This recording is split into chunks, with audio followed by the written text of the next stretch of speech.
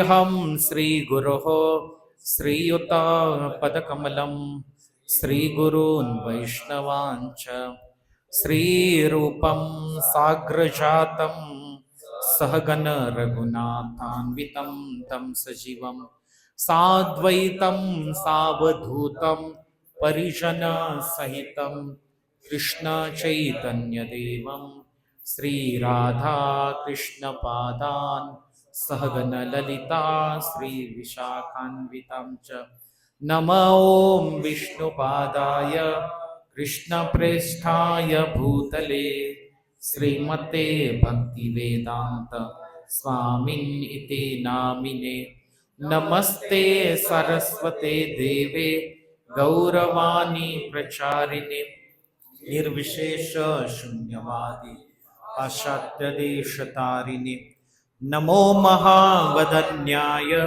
कृष्णप्रेम प्रदायते कृष्णाय कृष्णचैतन्य नाम्ने गौरत्विषे नमः।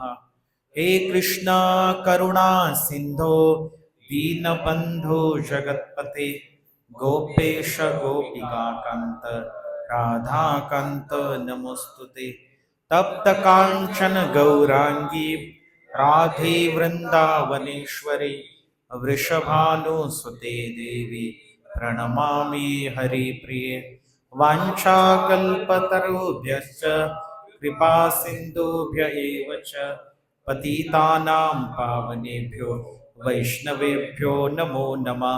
जय श्री कृष्ण चैतन्य प्रभु नित्यानंद श्री अद्वैत गदाधर श्रीवासादि गौरभक्त वृंद हरे कृष्णा कृष्णा कृष्णा हरे हरे हरे राम राम राम हरे हरे हरे कृष्णा कृष्णा कृष्णा हरे हरे हरे राम राम राम हरे हरे हरे कृष्णा कृष्णा कृष्णा हरे हरे हरे राम राम राम हरे मुखं करोति वाचालं पंगुं लंघायते गिरिं यत्कृपातमहं वन्दे श्रीगुरोः दीनतारिणं परमानंद माधवं श्री चैतन्यम ईश्वरम।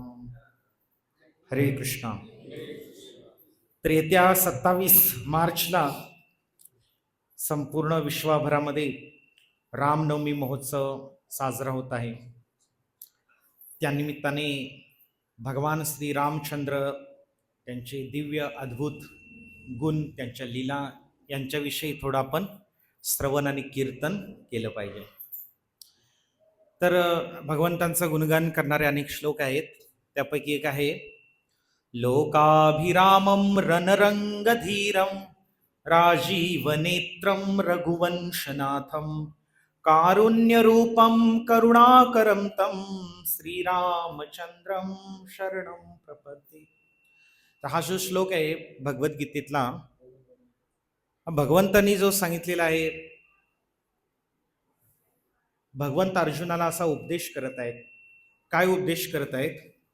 प्राचीन काळातील सर्व जीवांनी, मुक्त जीवांनी माझे दिव्य स्वरूप जाणून त्याप्रमाणे कर्म केले, म्हणून तू सुद्धा त्यांच्या पदचिन्हांचे अनुसरण करत आपले कर्म केले पाहिजे।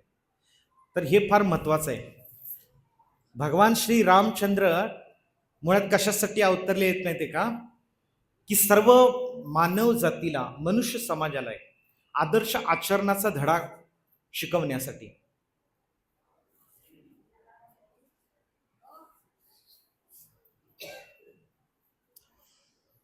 पहा, संपूर्ण मनुष्य समाज जो आहे, गीतेत सांगितलेला आहे की तो मोहात जन्म घेतो।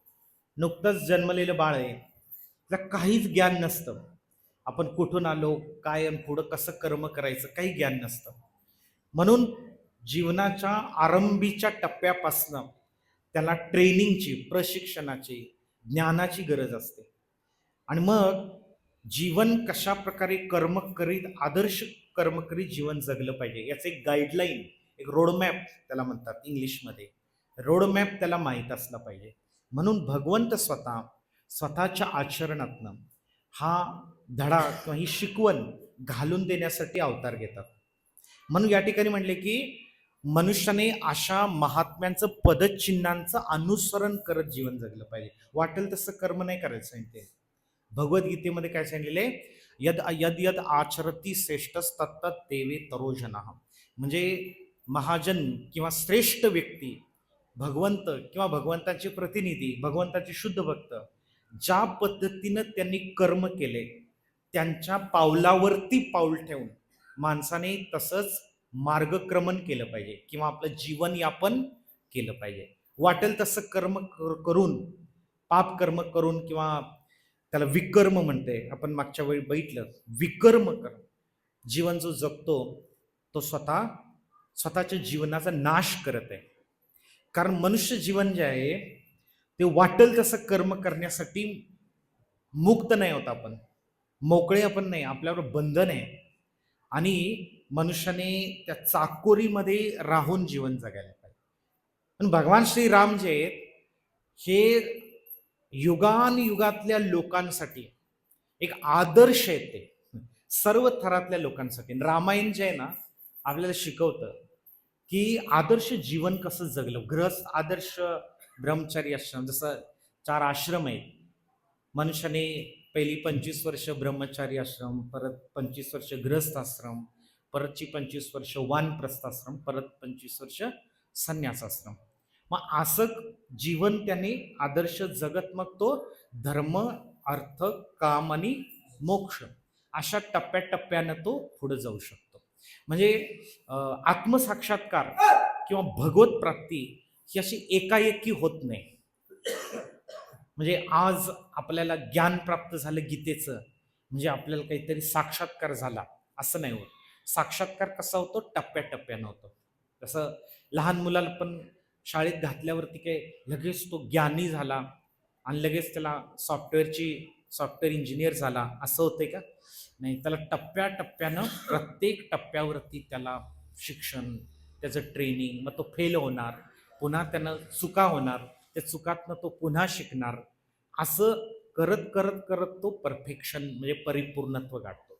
तसं आध्यात्मिक साक्षात्कारामध्ये टप्प्याटप्प्याने जीवन यापन करत असताना कशा प्रकारे कर्म केलं पाहिजे आणि ते बघायचंय कुणाकडं, पूर्ववर्ती आचार्य. जसं आता पण आपण लोक म्हणतो की पूर्वीचे लोक असं आचरण करायचे, पूर्वीचे लोक असं वागायचे. त्या ज्या परंपरा त्यांनी घालून दिलेल्या आहेत ते आजही चालू आहेत पहा समाजामध्ये. त्या परंपरा त्यांनी घालून दिल्या नसत्या आज समाजामध्ये कोणी 10वं केलं नसतं, 13वं केलं नसतं, अंतिम संस्कार केले नसते किंवा श्राद्ध कर्म केलं नसतं, कोणीच काही केलं नसतं. हे लोकांना थोडीफार भीती आहे आज पण. कसली भीती आहे? नाही, हे पिढ्याने पिढ्या चालत आलेलं आहे आणि आपण ते बंद करू शकत नाही. म्हणजे ही जी चाकोरी घालून दिलेली आहे पूर्व, तेच अध्यात्मात पण आहे. पूर्वतमयी महर्षीवी. मग चैत्र्य महाप्रभूनं संन्यास दीक्षेच्या वेळी जो मंत्र दिला तो भागवताच्या 11व्या स्कंदात, त्याच्यामध्ये पण हेच सांगितलेलं आहे की पूर्ववर्ती आचार्यांच्या चरण चिन्हांचं अनुसरण करत मी भगवान मुकुंदाच्या चरणाचा आश्रय घेईन असा आज मी संकल्प करत आहे. असा त्या श्लोकाचा अर्थ आहे. पूर्ववर्ती आचार्य म्हणजे भूतकाळामध्ये भगवंताच्या महान भक्तांनी जो मार्ग आपल्याला आखून दिलेला आहे त्या मार्गावरती आपण चाललं पाहिजे. भगवंत या ठिकाणी सांगत आहे. म्हणून भगवंत जे आहेत हे प्रत्येक स्त्रीसाठी असो, पुरुषासाठी असो, गृहस्थाश्रमी व्यक्तीसाठी असो, ब्रह्मचार्यासाठी असो किंवा ब्राह्मण, क्षत्रिय, वैश्य, शूद्र या सगळ्यांसाठी आदर्श जीवन पद्धती घालून देत आहे. आदर्श जीवन पद्धती. कारण का मनुष्य जन्मता त्याच्या कर्मबंधनाने बांधलेला आहे, इंद्रिय तृप्तीच्या इच्छांनी बांधलेला आहे. तो एकाएकी इंद्रिय तृप्ती पण सोडू शकत नाही, एकाएकी संसारातनं त्याला विरक्ती येऊ शकत नाही. मग अशा पद्धतीनं तो कर्म करत गेला तर हळूहळू तो संसार बंधनातनं मुक्त होऊ शकतो. मग त्याने काय केलं पाहिजे? चिकाटीने असे प्रयास केले पाहिजे.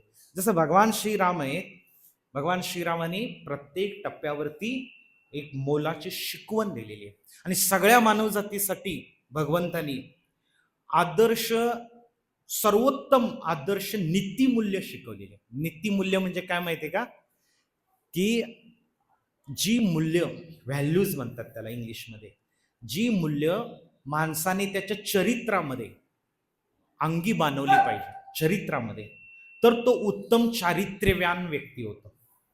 कारण हे चारित्र्य जर नसेल ना, इंग्लिशमध्ये म्हणतात की wealth is lost, nothing is lost. Health is lost, something is lost. Character is lost, everything is lost. म्हणजे काय, माणसाने संपत्ती गमावली, आपली पैसे, धन संपत्ती, त्याचं काही नुकसान नाही का, आत्म्याला काही फरक पडत नाही. आरोग्य गमावलं, थोडाफार फरक पडतो.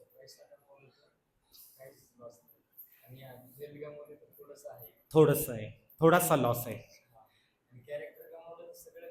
हा, ते चारित्र्य गमावलं तर सर्व काही गमावले. मग उत्तम चारित्र्य हे कलियुगामध्ये एक फार आता गोष्ट दुर्लभ होत चाललेली आहे. उत्तम चारित्र्याची नितांत गरज आहे. का तर जोपर्यंत व्यक्ती त्याच्या अंगी सद्गुण येत नाहीत, चारित्र्य येत नाही, तोपर्यंत त्याची विश्वसनीयता राहत नाही. विश्वसनीयता कशामुळं वाढते माणसाची? त्याच्या चारित्र्यामुळं, त्याच्या गुणामुळं.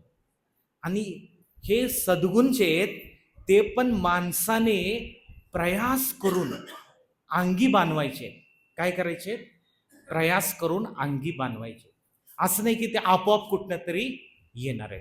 म्हणून भगवान श्रीराम काय शिकवतायत? आदर्श चारित्र्य कसं असलं पाहिजे मनुष्याने. म्हणून एकदा भगवान श्रीराम रावणाचा वध केल्यानंतर विशाल अशा दक्षिण महासागराच्या तटावरती बसलेले आहेत. संपूर्ण राम रावण युद्ध झालेलं आहे आणि भगवान श्रीराम पाठमोरे असताना रावणाची महान पत्नी, पतिव्रता मंदोदरी, तिला इच्छा झाली कोण हे भगवान श्रीराम आहे.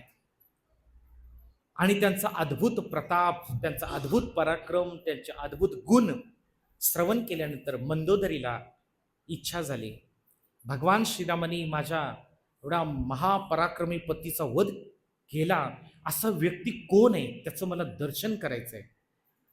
कारण हा जो रावण होता तो त्रिभुवनामध्ये अजिंक्य होता. 3 भुवनामध्ये इतका शक्तिशाली कोण नव्हता, म्हणजे ऊर्ध्वलोक, मध्यलोक आणि अधोलोक. तर मंदोदरी त्या रणभूमीवर येते. रावणाचा शव आहे तिथं पडलेला आहे. तर आपला सगळा शोक आवरून ती भगवान श्रीरामाचं दर्शन करायला समुद्र तटाला येते. त्यावेळेला मंदोदरीची पडछाया, सावली भगवान श्रीरामांनी पुढे पाहिली. तत्क्षण ताडकन भगवान श्रीराम उठून उभे राहिले आणि आदबीन हात जोडून म्हणाले की हे माते आपण कोण आहात? त्यावेळेला मंदोदरी जी आहे ती मंदोदरी ओळखते की असा अद्भुत पुरुष जो आहे, माझ्या पतीचा विनाश करणारा, तो इतका अद्भुत चारित्र्यवान व्यक्ती आहे, परस्त्रीची सावली सुद्धा तो स्पर्श करून घेत नाही. आणि का माझा पतीचा हा नाश करू शकला, एवढी शक्ती त्याच्यात कुठून आली, ते आज मला कळालं. ती शक्ती कुठून येते? भगवान श्रीराम दाखवतायत उत्तम चारित्र्यातून, उत्तम गुणातून, उत्तम शुद्ध हृदयाच्या शुद्धतेतनं ती पावर येत असते. म्हणून श्रील प्रभुपाद काय म्हणतात? Purity is the force. काय म्हणतात? Purity is the force. आता हे बाहेरच्या लोकांना समजणार नाही. शुद्धता, शुद्धता ही ताकद आहे, शुद्धता ही बल आहे, शुद्धता ही शक्ती आहे. शुद्धता म्हणजे नक्की कुठली शुद्धता? कपड्यांची शुद्धता, साबण लावून घासून शुद्ध करायचं? अंतःकरणाची शुद्धता. अंतःकरणाची जो शुद्ध आहे ना, तो व्यक्ती सगळ्या दुनियेला जिंकू शकतो, सगळ्या दुनियेला प्रभावित करू शकतो, सगळ्या दुनियेतल्या लोकांच्या मनांना तो जिंकू शकतो.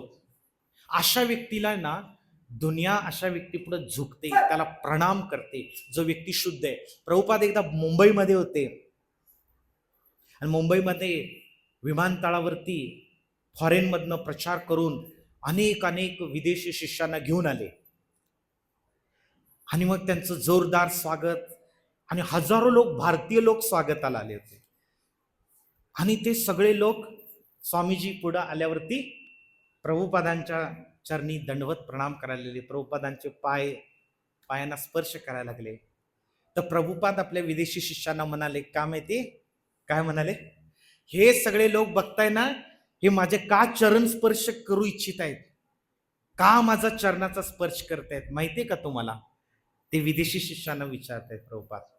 तर ते काय ऑफकोर्स काय उत्तर देऊ शकले नाही. प्रभुपाद त्यांना म्हणाले, का ते चरण स्पर्श करतायत? कारण मी काम वासनेवर विजय मिळवलेला आहे. ही शुद्ध भक्ताची शक्ती आहे. दुनिया त्याच्या चरण स्पर्श का? तर शुद्धतेमध्ये काय आहे? शक्ती आहे. जो शुद्ध व्यक्ती आहे तो सगळ्या जगाला जिंकू शकतो. बाकी काही त्याला कोणी असं काही जिम मध्ये जाऊन बॉडी बिल्डिंग करावी लागत नाही किंवा खूप वक्तृत्व आहे त्याच्याकडे, हजारो लोकांना ते सगळे गुण शुद्धतेमुळे येतात. जो व्यक्ती शुद्ध भक्त होतो तसं तसं त्याच्यात उत्तम कला गुण येतात, त्याचं वक्तृत्व सुधारतं, कारण त्याचं चारित्र्य इतकं शुद्ध असतं की स्वाभाविक ते सद्गुण पण येतात त्याच्यामध्ये. म्हणून शुद्धता ही शक्ती आहे.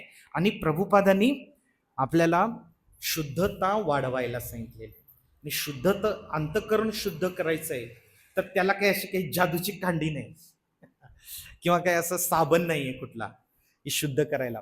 शुद्ध करण्यासाठी, चेतो दर्पण मार्जन करण्यासाठी कलियुगामध्ये काय? हरिनाम संकीर्तन. जो व्यक्ती जितकं नाम संकीर्तन करेल, जप करेल, जपानं शुद्ध होतं अंतःकरण. जपान काय होतं? अंतःकरण शुद्ध होतं. गौ कोटी दानम. मी परवा एक श्लोक, फार सुंदर श्लोक वाचला. गौ कोटी दानम ग्रहणेषु काशी प्रयागम. म्हणजे काशी प्रयाग अशा महान तीर्थस्थानी चंद्रग्रहण किंवा सूर्यग्रहणाच्या वेळी करोडो गायी दान दिल्यानंतर जे पुण्य अर्जित होतं तर ते गोविंद नामाच्या उच्चारणाच्या एक अंशा इतकं पण नाही.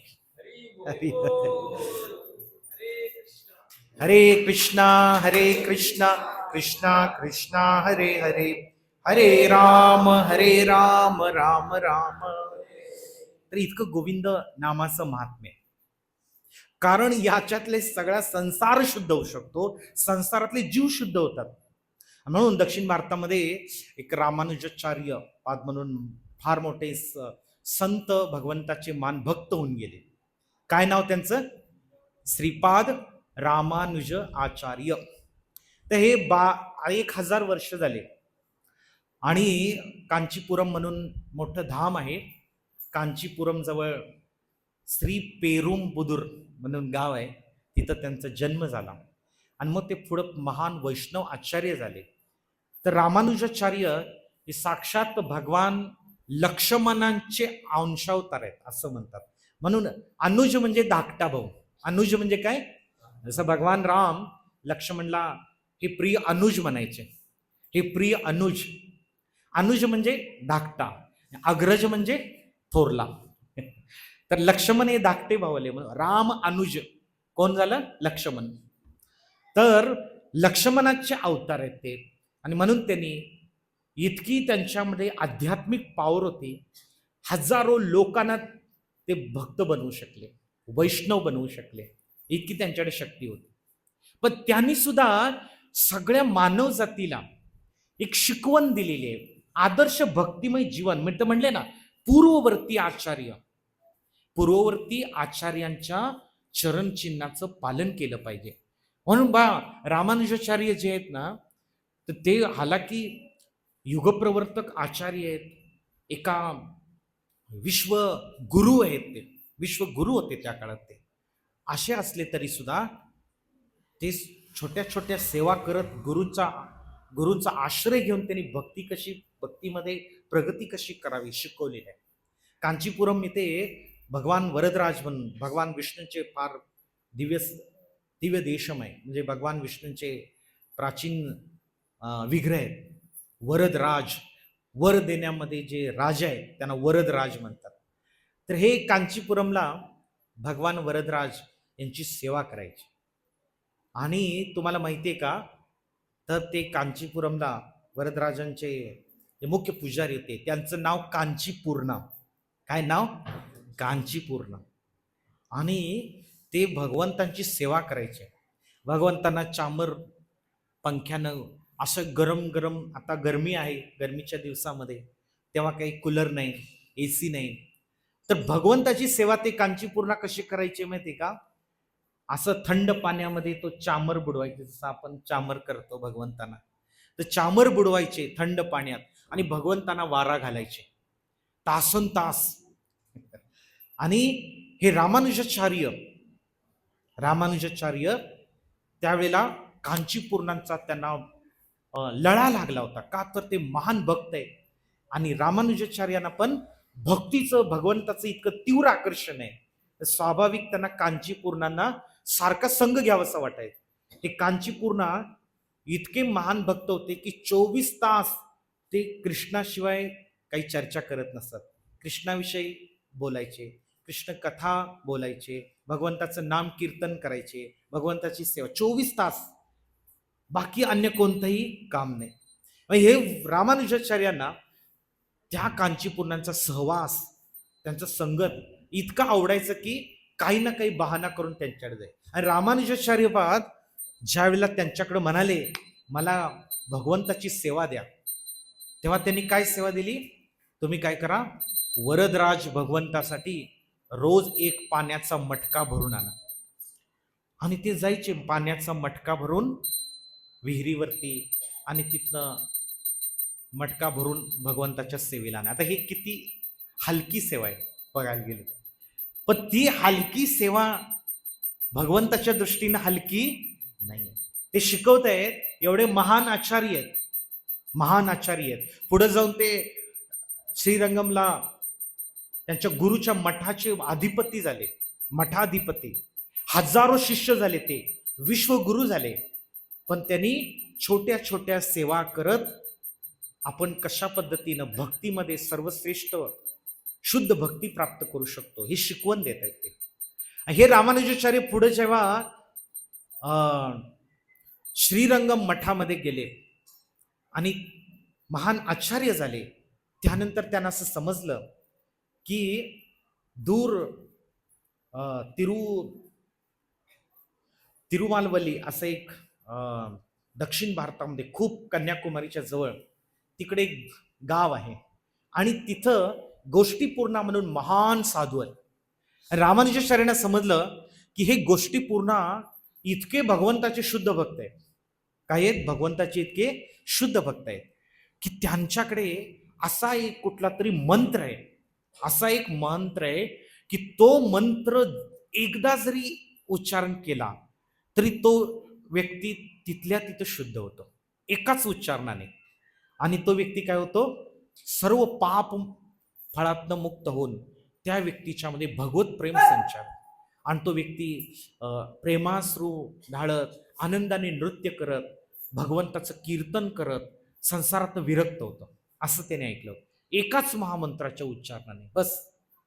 आणि हे रामानुजाचार्य त्या लालसेनं तर मंत्र मला मिळावा, मंत्र दीक्षा मिळावी म्हणून ते तिथपर्यंत गेले, त्या गावापर्यंत. श्रीरंगम पासून खूप लांब आहे आणि चालत गेले. आणि मग तिथं गेल्यानंतर त्यांनी नम्रपणे सेवा केली. त्यांना गुरु मानलं गोष्टीपूर्णांना, कोणी, रामानुजाचार्य. आणि त्यांना नम्रपणे प्रार्थना केली, मला तो गुरुमंत्र द्या. काय द्या? मंत्र द्या मला. ते म्हणाले काय माहिती, ते म्हणाले तो मंत्र जो आहे, तो मंत्र कुठलाही बद्ध जीव ज्याच्या हृदयात भौतिक इच्छा आहे का भौतिक कामना आहे तो जप करू शकत नाही आणि त्याला मी मंत्र अजिबात देऊ शकत नाही. मग ते बिचारे निराश होऊन गेले, पण त्यांनी सोडलं नाही, चिकाटी सोडली नाही. ते परत आले, परत त्यांनी विनंती केली, परत ते तेच म्हणाले, नाही देऊ शकत. पुन्हा ते गेले, पुन्हा परत आले. असं कित्येक वेळा झालं, पण ते काही मंत्र द्यायला तयार नाही. पण त्यांनी पण चिकाटी सोडली नाही. ते येत राहिले, त्यांची सेवा करायचे, नम्रपणे प्रार्थना करायचे, दीक्षेसाठी प्रार्थना, जप, तो मंत्र मिळावा म्हणून. त्यानंतर एक दिवशी त्यांना ते जे गोष्टी पूर्ण आहेत, त्यांना साक्षात भगवंतांनी सांगितलं की हा रामानुजाचार्य आहे, तो महान माझा शुद्ध भक्त आहे, आणि त्याला तो मंत्र दे तू. गोष्टी पूर्णांना मग समजलं की नाही, ही मान. पण त्यांनी अट ठेवली, ठीक आहे ये म्हटले, मी तुला मंत्र देतो, गुप्तपणे देतो, पण माझी अट आहे, कुणालाही तो मंत्र द्यायचा नाही. तू जोपर्यंत जिवंत आहेस तोपर्यंत ओठावरती पण आणायचं नाही, मानसिक जप करायचा, कुणाला दुसऱ्याला द्यायचा नाही. का तर पापी व्यक्ती किंवा ज्याच्या हृदयात अशुद्ध व्यक्ती आहे, अशुद्ध म्हणजे काय, भौतिक इच्छा आहे, तो व्यक्ती हा मंत्र घेण्यास पात्र नाहीये. जो अंतःकरणातनं निर्मळ आहे, ज्याचं चित्त शुद्ध आहे, तोच व्यक्ती हा जप करू शकतो. आणि मला खात्री आहे की तू हा मंत्र कुणाला देणार नाहीस, म्हणून मी तुला देत आहे. आणि मग त्यांनी तो मंत्र दिला ना त्यांच्या कानामध्ये. काय मंत्र दिला माहितीये? ओम नमो नारायणाय म्हणा.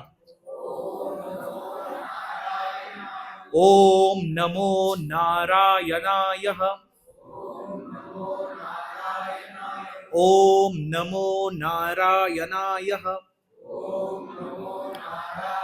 तर अशा प्रकारे भगवंतांचा तो महान मंत्र जप केल्यानंतर रामानुजाचार्यांच्या डोळ्यातून अश्रू आले. भगवंताचं प्रेम त्यांच्या हृदयात, अंतःकरणात दाटून आलं. आणि त्या आनंदाच्या, दिव्य आनंदाच्या भरामध्ये गुरुना साष्टांग दंडवत प्रणाम केला. मानसिक जप करत करत, कीर्तन करतच तिथं बाहेर पडले. हृदयात आनंदाच्या लहरी इतक्या उसळत होत्या, दिव्य आनंद होत होता. पण स्वाभाविकपणे जो भगवत प्रेम प्राप्त झालेला, आध्यात्मिक मार्गावर प्रगत झालेला भक्त आहे, त्याच्या हृदयात आहे ना, प्रगती केल्याची 3 लक्षणं आहेत. आज आम्ही दुपारी चर्चा करत होतो अक्षय प्रभूने आम्ही. तर भक्तीमध्ये प्रगत होत आहे एखादा व्यक्ती, ते ओळखायचं कसं? म्हणजे जसं आपल्या गाडीमध्ये खूप महिने आपण सर्व्हिसिंग केलं नाही आणि ती गाडीमध्ये खूप कचरा अडकलेला आहे त्या कार्बोरेटरमध्ये, आणि मग ती गाडी कसं खडबड खडबड खडबड आवाज द्यायला लागते, बरोबर आहे? आणि मग ती गाडी जी आहे, ती गाडी आपण काय करतो, मग सर्व्हिसिंगला देतो.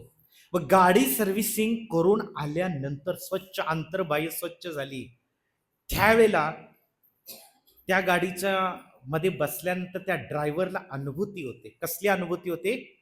गाडी कशी एकदम स्मूथ चालत आहे, एकदम स्मूथ चालत आहे, अजिबात खडबड कुठं नाही, बरोबर की नाही? त्या ड्रायव्हरला समजतं, ते बाहेरच्याला नाही समजत. तर तसं जो व्यक्ती भगवत कृपेचा, भगवत प्रेमाचा अंतःकरणात अनुभव घेत आहे, त्या व्यक्तीमध्ये 3 लक्षणं प्रकट होतात. 3 लक्षणं प्रकट होतात. काय प्रकट होतात? त्याला एक तर नामरुची येते. काय येते? नामरुची. तो सतत त्याला नाम घेतल्याशिवाय राहत नाही. उठता बसता झोपता खाता पिता नाम घेत राहत, सतत नाम घेत. जीव नाम घेतल्याशिवाय राहतच नाही. त्या नामामधनं आनंद येतो, ऐक नाही? जसं एखाद्या व्यक्तीला एखाद्या गोष्टीमध्ये आनंद येत असेल, कोणाचा काही छंद असतो वगैरे, मग तो ती करतच राहतो, त्याला नको म्हणलं तरी तो करतो. तसं भक्ताला, ज्याला नामरुची आलेली आहे, तो त्याला कंटाळा येत नाही नाम घेण्यासाठी, नामरुची वाटते. पहिलं लक्षण आहे. दुसरं लक्षण काय आहे? जीवदया. जीवदया म्हणजे जे सामान्य लोक अधमपतीत आहेत आणि जे संसाराच्या मोहामध्ये बंधनात अडकलेले आहेत, त्यांच्याप्रती काय येते? दया आहे. अरे रे, मी या लोकांना कशा प्रकारे, मला जो आनंदाची अनुभूती होते ती या लोकांना कशी काय देऊ शकतो? या लोकांना मला कशा प्रकारे कृष्ण भक्ती देता येईल? या लोकांचं दुःख, त्रास, क्लेश मला पाहवत नाही, मग ह्या लोकांना मी भगवत भक्ती कशी देऊ शकतो? ही तळमळ जागृत होते. याला काय म्हणतात? जीवदया. नामरुची, जीवदया. आणि तिसरं वैष्णव सेवा. त्याला स्वाभाविक वैष्णवांची सेवा करण्याची इच्छा होती. भगवंताची नाही म्हणलेलं, कुणाची? वैष्णवाविषयी त्याला इतकं प्रेम वाटायला लागतं की वैष्णव सेवा करण्याची त्याला इच्छा होते. वैष्णवांची कपडे धुणे असेल, त्यांना भांडी मार्जन करणं असेल, किंवा त्यांना जे काही त्यांची मिनियल सेवा म्हणतात, हलकी फुलकी सेवा, ती करण्याची लालसा होते. आणि ह्या 3 इच्छा ज्याच्या हृदयात प्रकट झाले, तो व्यक्ती आध्यात्मिक मार्गावर वेगानं प्रगती करते. हे लक्षण सांगितलेले भक्ती रसामृत सिंधूमध्ये. भक्तीमध्ये जो प्रगत होत आहे, चित्त शुद्ध होत आहे, निर्मळ होत आहे, कसं जाणावं? तो जास्तीत जास्त लोकांना भक्ती देण्याचा प्रयास करत आहे, जास्तीत जास्त माळा जप करत आहे, आणि वैष्णवांची सेवा करण्यासाठी लालायत आहे. बस अशा प्रकारे हे जे रामानुजाचार्य पाद आहेत, हे तिन्ही पण त्यांच्यामध्ये गुण प्रकट होत होते की नाम रुची, म्हणजे नाम घेतल्याशिवाय ते राहत नव्हते. दुसरं, वैष्णवांचे सहवास, वैष्णवांची सेवा करण्यास ते अतिशय लालायत होते. आणि तिसरी गोष्ट, सगळ्या बद्ध जीवांना पाहून त्यांना करुणा वाटत होती. म्हणून रामानुजाचार्य पाद जसं त्या मठातनं बाहेर आले गुरुकडनं दीक्षा घेऊन, आणि परत येताना श्रीरंगामला एक विष्णू मंदिर लागलं, आणि त्या विष्णू मंदिरात, त्या गावामध्ये त्या विष्णू मंदिराच्या एकदम त्या गोपुरावर चढले आणि काय म्हणाले, सगळ्या गावातल्या लोकांनो इकडे या. सगळी गावातली लोक आली तिथं, आणि काय सांगितलं, मी जो मंत्र सांगणार आहे तो तुम्ही जपा, तुम्ही सगळ्या पापातनं मुक्त व्हाल, या क्षणी तुम्हाला भगवत प्रेम प्राप्त होईल. आता ते गुरुची आज्ञा वगैरे. तर सगळे लोक मोठ्यानं रामानुजाचार्यांनी सांगितलेला मंत्र जपू लागले. ओम नमो नारायणाय. अशा प्रकारे सगळ्यांनी जप केला. तसे लोक आनंद अतिरेकाने एकमेकांना मिठ्या मारायला लागले, हर्ष अतिरेकाने. सर्वांना आपल्या सांसारिक जे आसक्ती होती ती सगळी निघून गेली, आणि रामानुजाचार्यांना गुरु मानून त्यांच्या मागोमाग जायला लागले. पण ही जसं खबर त्यांच्या गुरुंना समजली, गोष्टी पूर्णांना, तर गोष्टी पूर्णांना इतका भयंकर राग आला. रामानुजाचार्य असं कसं करू शकतो, माझ्या आज्ञेचं उल्लंघन 5 मिनिटांमध्येच. बोलवा म्हणले त्याला. त्याचे शिष्य जे बाकीचे परत गेले आणि त्यांना बोलवून आणलं त्यांनी. आणि रामानुजाचार्य अतिशय नम्रपणाने दंडवत प्रणाम करून त्यांच्या चरण स्पर्श करायला गेले, तर ते इतके जोरात ओरडले, दूर हो माझ्यापासून, दूर हो, तुझं तोंड सुद्धा बघायचं नाही मला, नरकामध्ये जाशील 1000 लाखो वर्ष. शाप देऊन टाकला तिथल्या तिथे. हिम्मत कशी झाली, मी तुला इतकं बजावून सांगितलं होतं की हा मंत्र कुणाला सुद्धा द्यायचा नाही, हिम्मत कशी झाली?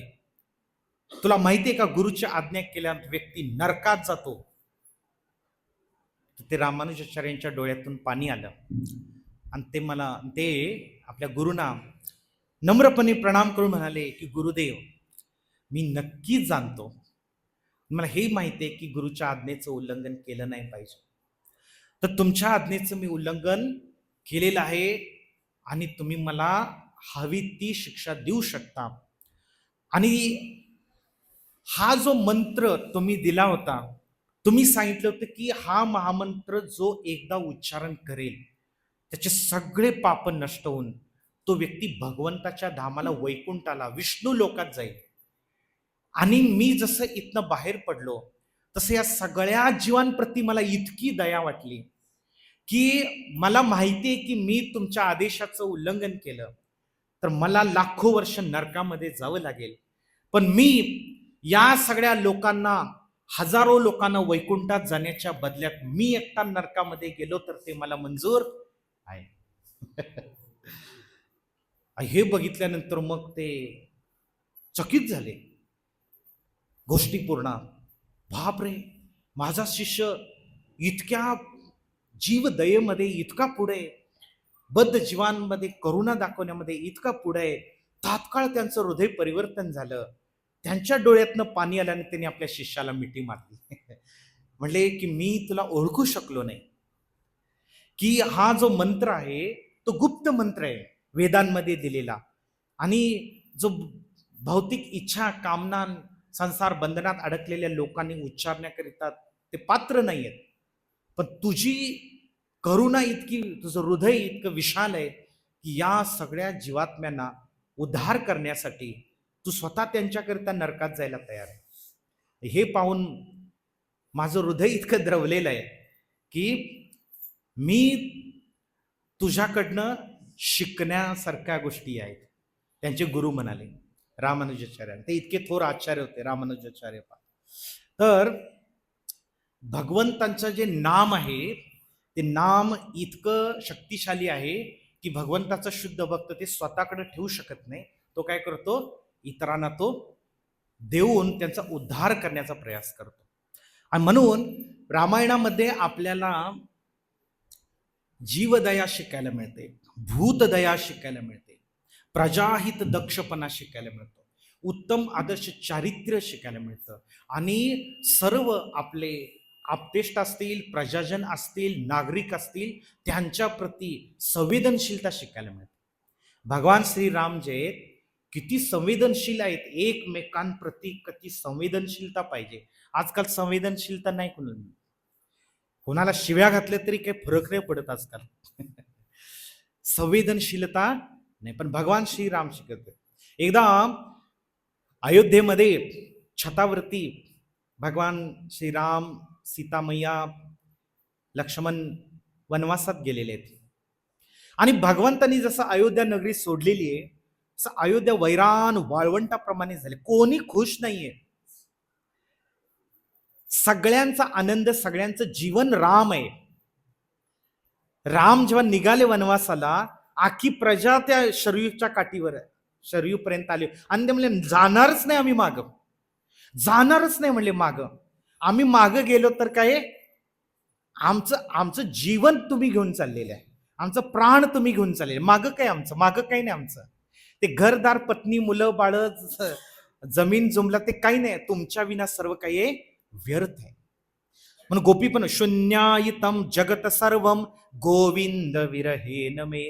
शिक्षाष्टकम मध्ये चैतन्य महाप्रभू म्हणतात, ज्याला कृष्ण प्रेम प्राप्त झालेलं आहे, भगवत भक्ती प्राप्त झालेली आहे, त्याची अवस्था भक्ती विना किंवा कृष्ण विना, गोविंद विना कशी होते, पाण्याबाहेर काढलेल्या माशाप्रमाणे. शून्यायितम जगत सर्वम. गोपी काय म्हणतात, कृष्णाविना हे वृंदावन किंवा आमचं जीवन शून्यवत आहे. कृष्णाशिवाय आम्ही जीवनाची कल्पना पण करू शकत नाही.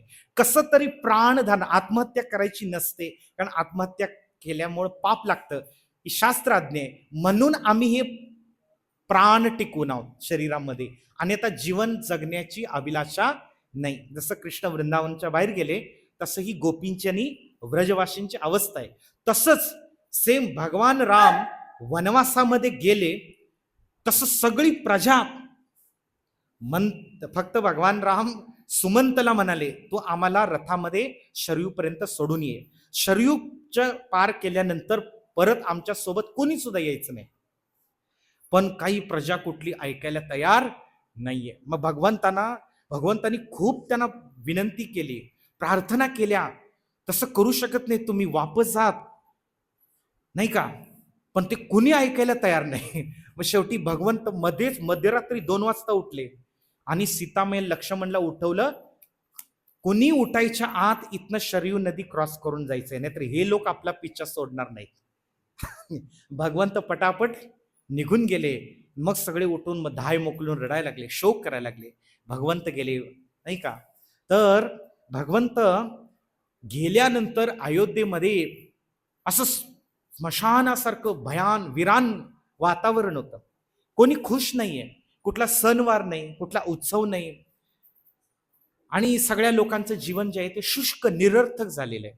भगवंताच्या येण्याची आतुरतेनं प्रत्येक व्यक्ती वाट पाहत आहे. हे भगवत प्रेम प्राप्त झालेले सगळे भगवंताच्या नगरीतले, अवधपुरीतले सगळे प्रजाजन शुद्ध भक्त आहेत भगवंताचे.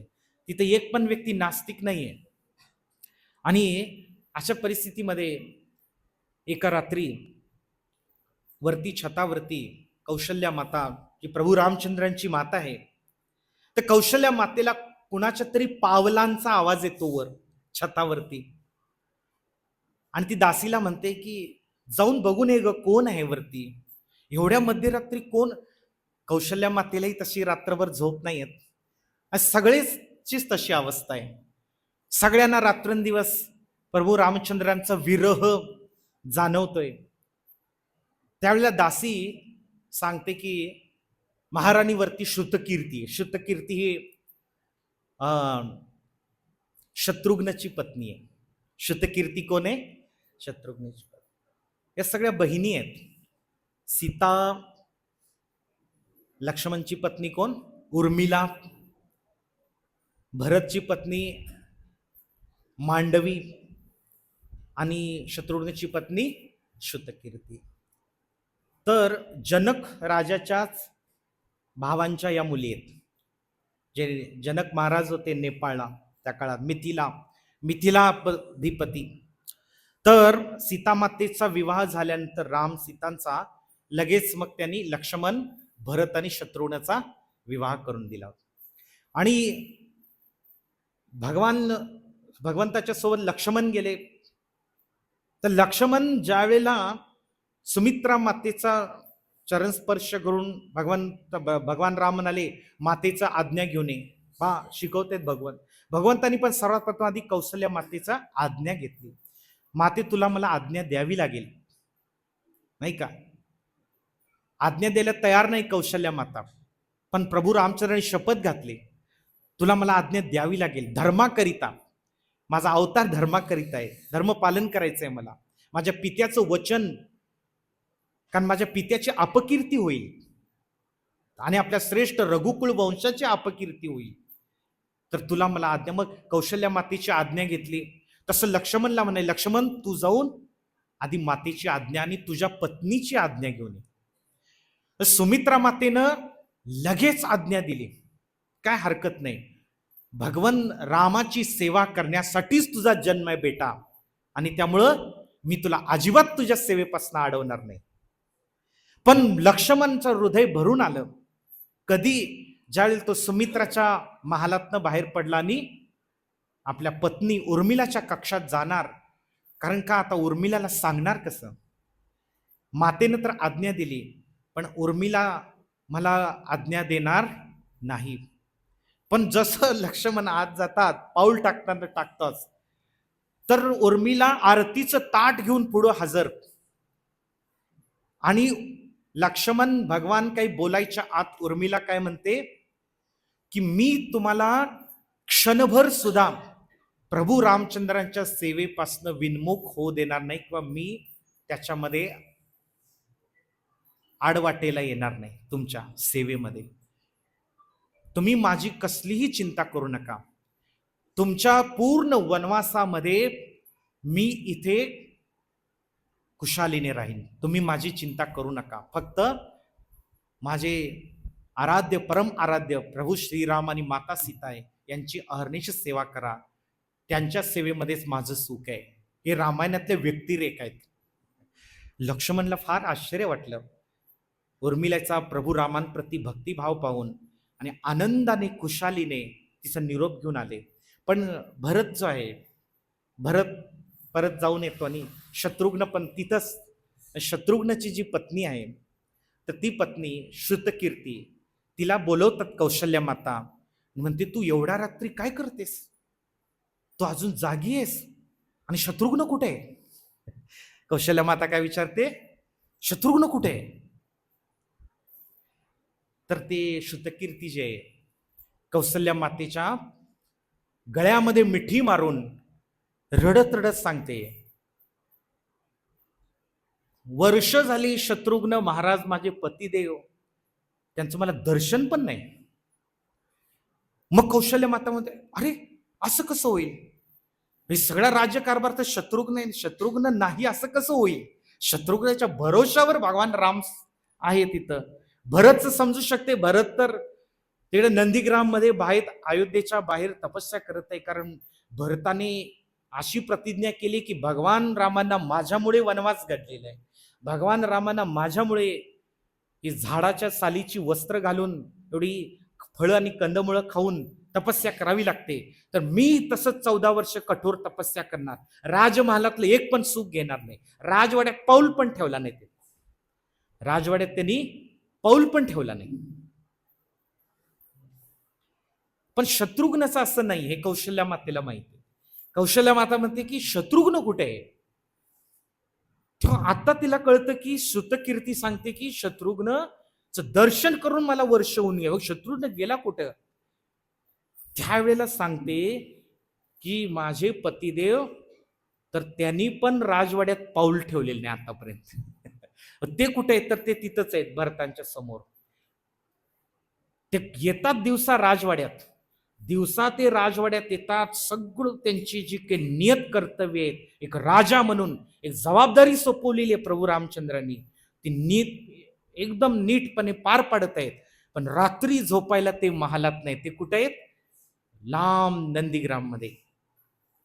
हे जेव्हा समजलं कौशल्या मातेला, त्यावेळेला या सगळ्या व्यक्तिरेखांचा त्याग आणि परस्परांप्रती किती प्रगाढ स्नेहभाव आहे, किती प्रगाढ संवेदनशीलता आहे, पहा निष्ठा किती आहे प्रभू रामचंद्राप्रती. आणि म्हणून एकदा हनुमान ज्या वेळेला संजीवनी बुटी आणण्यासाठी गंधमादन पर्वत ते घेऊनच आले आपल्या हातावरती. आता हातावरती तो पर्वत उचलून आणताना त्यांना कळालं नाही की आत कुठली जडीबुटी आहे. लक्ष्मणना तिकडे इंद्रजितने नागपाशांनी वेटोळे घालून घायाळ केलेले आहे, मृत्यूच्या दारात आहेत. मग त्यांना जडीबुटी आणण्यासाठी हनुमान गेलेले आहेत, तर त्यांना कळालं नाही की कुठली जडीबुटी घ्यायची. ते अख्खा पर्वतच घेऊन आले हातामध्ये. तुम्हाला पाहिजे ते घ्या. पण काय झालं माहितीये का, तिकडं हिमालय पर्वतावरनं असं येत असताना मार्गामध्ये अयोध्या लागली. आणि मार्गामध्ये त्या पर्वताचा एक मोठा भाग, एक ढेकळ पडला. कुठं, अयोध्येमध्ये. आणि मग ते हनुमानजी उतरली. आणि हनुमानजींना समजलं की हीच भगवान माझे परम आराध्य, माझे स्वामी भगवान श्रीरामांची अयोध्या नगरी आहे. अतिशय आनंद झाला त्यांना. अयोध्या नगरी पाहण्याचं, अयोध्या धाम पाहण्याचं सौभाग्य मला मिळालं. हनुमानजी उतरले, राजमहालात गेले. वेळ नव्हता, लगबगीने त्यांनी दर्शन केलं. माता कौशल्येचं दर्शन केलं. माता कौशल्येनं अश्रू ढाळत ढाळत हनुमानजींना आशीर्वाद दिला. प्रभू रामचंद्राची, लक्ष्मण भैया, सीतामातेची ख्याली कुशाली विचारली. तेव्हा हनुमानाने अतिशय शोक संतप्त होऊन सगळी वस्तुस्थिती सांगितली. असं इंद्रजितच्या बाणाने लक्ष्मण घायाळ आहे, लक्ष्मण घायाळ आहे असं म्हटल्यावरती माता कौशल्या म्हणते, हनुमान, प्रभू रामाला, माझ्या रामाला तू निक्षून माझा एक सल्ला दे, निक्षून माझा संदेश दे. काय संदेश दे? लक्ष्मणाला जर तू वाचवू शकला नाहीस तर तुला परत अयोध्येमध्ये येण्याची गरज नाही. कोण म्हणते? कौशल्या माता. लक्ष्मण शिवाय तू परत अयोध्येला येऊ नकोस, हा माझा निक्षून सल्ला आहे. कौशल्या माता, काय प्रेम आहे बा. या सर्व माता आणि त्यांचे पुत्र आणि त्यांच्या स्नुषा यांचा परस्परांप्रती जी निष्ठा आणि जो भक्तिभाव प्रदर्शित केलेला आहे रामायणामध्ये, तर ही जर आपण वाचून श्रवण करून अंतःकरणामध्ये आकलन करून घेतलं, धारण केलं, तर समजेल की मानवी नात्यांमध्ये किती खोली असली पाहिजे, प्रगाढ परस्परांप्रती भाव किती उच्च कोटीचा पाहिजे, त्याग किती उच्च कोटीचा पाहिजे, हे भगवान श्रीराम आपल्या आदर्शातनं शिकवतायत. मनुष्य जीवनामध्ये माणसाने किती संवेदनशील पाहिजे दुसऱ्याप्रती, दुसऱ्याच्या भावनांप्रती. अर्थात हे सगळं काही आहे, केंद्रस्थानी कोण आहे? या सगळ्या अयोध्येतल्या नात्यांमध्ये केंद्रस्थानी कोण आहे? भगवान राम. बोलो श्रीराम भगवान की.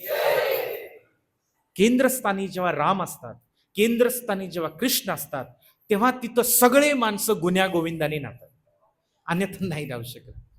मी उदाहरण दिलं होतं की पाण्यामध्ये मग वेगवेगळ्या ठिकाणी खडक टाकले, इकडं दगड टाकला, तिकडं ते आपापलं वलय तयार करतात. तसं माणूस, प्रत्येक व्यक्ती स्वतःला केंद्रस्थानी ठेवून आपलं वलय तयार करायचा प्रयास करतो. मी किती मोठा आहे आणि मला सगळे मान सन्मान दिलं पाहिजे, मी केंद्रस्थानी आहे. म्हणून गौरगोपाल प्रभू म्हणतात की माणसाची मेंटॅलिटी कशी आहे पहा. माणसाची मेंटॅलिटी कशी आहे त्याला फार गंमतशीर उदाहरण देतात ते. माणसाला सिनेमाच्या थिएटरमध्ये बॅक सीट लागते, सगळ्यात बाल्कनी. का? चांगलं दिसतं. सिनेमाच्या थिएटरमध्ये बॅक सीट लागते, बसमध्ये फ्रंट सीट पाहिजे, मागं धक्क बसतात. आणि माणसांच्या समूहामध्ये केंद्रस्थान पाहिजे. मी मोठा पाहिजे, मी श्रेष्ठ आहे, माझ्या सगळ्यांनी लक्ष वेधून घेतलं, मी सगळ्यांच्या लक्ष, मला कोणी विचारत नाही, याचा अर्थ काय, मी केंद्रस्थानी पाहिजे. आणि ही केंद्रस्थानी स्वतःला ठेवण्याची प्रवृत्ती जी आहे ना, तीच त्याला माणसाचा अहंकार म्हणतात. काय म्हणतात? अहंकार. आणि हा अहंकार प्रभू रामचंद्रांच्या शरणागतीमध्ये सर्वात मोठा अडथळा आहे. काय आहे? सर्वात मोठा शरणागती म्हणजे काय, तर आपला अहंकार भगवंताच्या सेवेसाठी बाजूला ठेवला पाहिजे. याला काय म्हणतात? शरणागती. शरणागतीची सुरुवात नमस्कार केल्या नव्हते. मन मना भव मदभक्तो मध्याजीवाम नमस्कुरु. भगवान म्हणतात मला नमस्कार कर. रोज सकाळ दुपार संध्याकाळ भगवंतांना साष्टांग दंडवत करायचंय. पण अंतःकरणामध्ये अहंकार झुकवला पाहिजे. शरीर झुकवलंच पाहिजे, 8 अंग झुकली पाहिजेत जमिनीला, पण त्याबरोबर हृदयातला अहंकार पण झुकला पाहिजे. भगवंत केंद्रस्थानी आहेत, मी त्यांचा दास आहे. दास आहे का? नाही. दासानुदास आहे. दासानुदास आहे का? नाही. दासानुदासानुदास आहे. दासानुदासानुदासानुदास आहे. अशा प्रकारे अयोध्येतला प्रत्येक प्रजाजन स्वतःला प्रभू रामाचा दासानुदासानुदास आहे. आणि कोणी भगवंताच्या सेवेसाठी कोणत्याही प्रकारे त्याग करायला तयार होतं. आपला अहंकाराचा अडथळा नाही. कोणी कुणाला भगवंताच्या सेवेसाठी अवरोध करत नव्हता, इतकं प्रेम करत होतं. आणि म्हणून प्रत्येक असा प्रजाहित दक्ष राजा कसा मूर्तिमान, भगवंताची पण फार सुंदर लीला आहेत रामायणामध्ये, एकापेक्षा एक सुंदर लीला. आता वेळ नाही मॅडम. भगवंत किती प्रजाहित. असं नाही की सगळे माणसं भगवंताच्या प्रती संवेदनशील होते. भगवान त्यांच्या चौपटीनं आपल्या प्रजेबाबतीत संवेदनशील होते. माझ्या प्रजेतला एक पण नागरिक दुःखी नाही पाहिजे. माझ्या प्रजेतला एकही व्यक्ती त्याला कुठल्याही प्रकारचा त्रास होता कामा नये, एवढी काळजी भगवान राम घ्यायची. मग अशा राजावरती कोण प्रेम करणार नाही? म्हणून जो व्यक्ती भगवंतावर प्रेम करतो, ऑटोमॅटिकली भगवंत त्याच्यावर भगवंत प्रेम करतच असतात. प्रेमाची तो फक्त अनुभूती करायला चालू करतो. आजही भगवंत आपल्यावर प्रेम करतात. आपण जरी भगवंतांना ठोकरलेलं आहे, नाकारलेलं आहे, तरी भगवंत आजही प्रेम करतात आपल्यावर. फक्त त्या प्रेमाची अनुभूती आपल्याला येत नाही. का येत नाही? कारण आपलं हृदय आवृत्त झालेलं आहे. आपलं हृदय काय झालेलं आहे? आवृत्त झाले. ते आवरण फक्त बाजूला केलं, भगवंताच्या प्रेमाचा प्रवाह झटझट झटझट आपल्यामध्ये येणार. तर आवरण दूर करण्यासाठी हे महामंत्र दिलेलं आहे. हरे कृष्णा कृष्णा कृष्णा हरे हरे, हरे राम राम राम हरे हरे. तर हा जो रामानुजाचार्यपाद यांनी मंत्र दिला होता, ओम नमो नारायणाय, तर तो मंत्र या हरे कृष्ण महामंत्रामध्ये समाविष्ट आहे.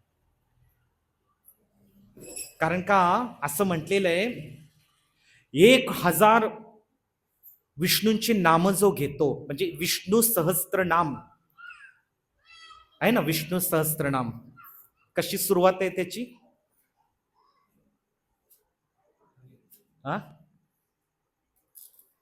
विष्णु सहस्त्रनाम शांताकारं भुजंगशयनं पद्मनाभं सुरेशं विश्वाधारं गगनसदृशं मेघवर्णं शुभांगं लक्ष्मीकान्तं कमलनयनं योगिभिर्ध्यानगम्यं वंदे विष्णू भवभयहरं सर्वलोकैकनाथम. युधिष्ठिरांनी भीष्म पितामह यांच्यामध्ये असे हजार विष्णू, खूप सुंदर आहे विष्णू सहस्रनाम. रोज विष्णू सहस्रनाम पाठ करायला सांगितले, पण विष्णू किंवा नारायणांची 1000 नावं ते घेतल्यानंतर फक्त जो एक व्यक्ती एक राम नाम उच्चारतो तेव्हा विष्णू सहस्रनाम म्हटल्याचं त्याला पुण्य मिळतं.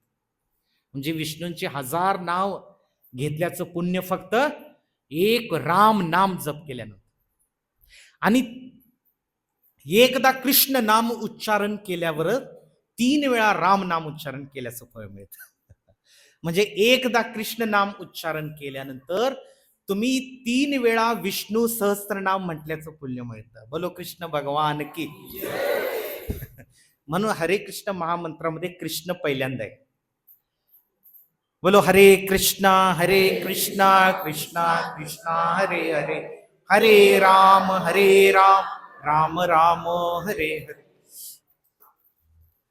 तर अशा प्रकारे आपलं चित्त जे आहे, मलिन चित्त जे आहे, अंतःकरणातलं जे काही महामंत्रामध्ये शक्ती आहे आपलं शुद्ध करण्यासाठी, जसं जसं शुद्ध होईल तसंही भगवंताचे दिव्य गुण आपल्यामध्ये प्रवाहित होत राहतील. हरे कृष्णा. ग्रंथराज श्रीमद भगवद्गीता की. प्रभु श्री रामचंद्र भगवान लक्ष्मण सीता मई भक्त हनुमान की. अयोध्या धाम की. शिल प्रभुपाद की. रामनवमी महोत्सव की. हरे कृष्णा.